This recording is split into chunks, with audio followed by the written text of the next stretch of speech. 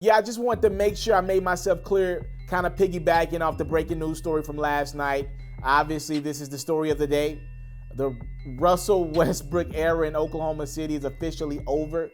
The Thunder traded their former MVP to the Houston Rockets for Chris Paul. These are two first ballot Hall of Famers involved in one trade.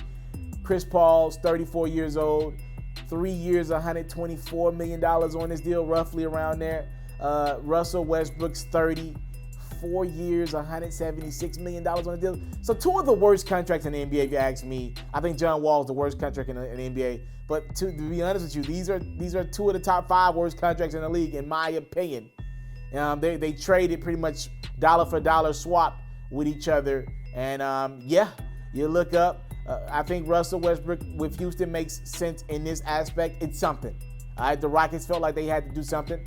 I would have stood pat, but I understand when you watch in one summer, you see the Lakers add Anthony Davis. You see the Clippers add Kawhi Leonard and Paul George. You see Utah add Mike Conley, which is a very slept-on move. I understand why Daryl Morey panicked. He's panicked in off seasons that were less exciting. You knew he was going to make some type of move. He made that clear. And trading Chris Paul was his move. Now, let's swing over. We'll talk about the Rockets in another video. I want to swing over and focus on the Oklahoma City Thunder and their new point guard, Chris Paul. I said this last night, but I want to reiterate it. Don't expect Chris Paul to ever play a game in an Oklahoma City uniform. Fans, do not go buy the jersey. I doubt this ever happens. Here's what we know right now. The Miami Heat, who were just like 8 hours ago interested in acquiring Russell Westbrook, will probably be interested in acquiring Chris Paul. Again, older than Russell Westbrook, not the explosion like a Russell Westbrook, misses a lot of games. So here's what I'm thinking. The Miami Heat will have to give up significantly less if acquiring Chris Paul than what they would have to acquire for Russell Westbrook. The Thunder could have theoretically brought Russell Westbrook back. He's their guy. If they needed to, they could have brought him back for half a year and found a trade partner at the trade deadline, right? They moved on from Russ. The Thunder have to move on from Chris Paul. This doesn't make any sense to keep Chris Paul if you wouldn't keep Russ. So they got to make a move. The Heat know that. You're getting an older guy. By the end of his deal, he'll be 37, but around the same dollar as Russ. So if I'm the Heat, I'm like, okay, Thunder, you got to do business with me. Y'all been stockpiling all these picks. Maybe we might have to do something, take a pick back or something. So that is the intriguing thing going right now.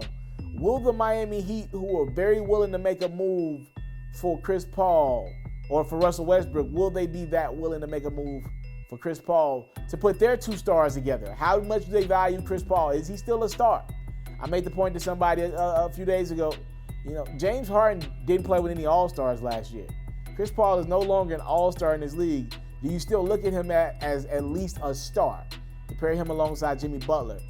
That's the new thing right now. Forget the big threes. We got the big twos. Everybody's got their two.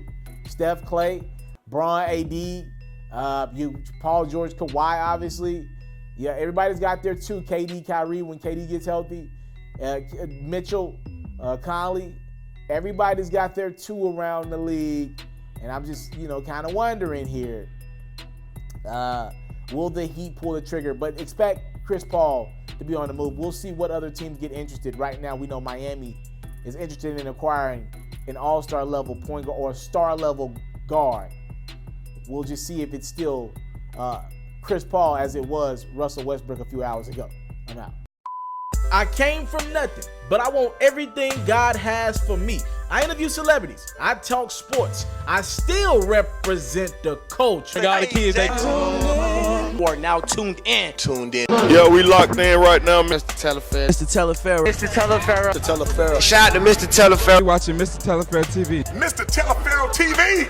Here with the triple B's, you can't do nothing but win.